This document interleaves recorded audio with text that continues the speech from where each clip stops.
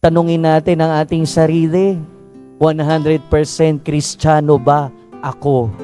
At kung hindi, malamang ito ang mensahe sa atin, mabuhay bilang Kristiyano, mabuhay bilang tunay na Kristiyano. At ang pagiging tunay na Kristiyano, sa pagiging tunay na Kristiyano, expect na natin talagang may makakabangga tayo, talagang may uusig sa atin, talagang may sasalungat sa atin kung tunay tayong Kristiyano. Pero sundin natin kung ano ang sinasabi ng ating Panginoon. Maging matalino sa pakikipagkapwa, ngunit maging matapat. Ang ibig sabihin ng pagiging matapat ay hindi gumagawa ng kahit na anong mali.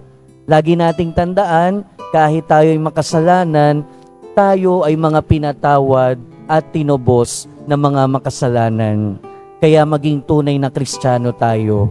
Sa pagiging tunay na Kristiyano, lagi nating isaisip at huwag nating kalimutan, bahala na si Lord sa atin.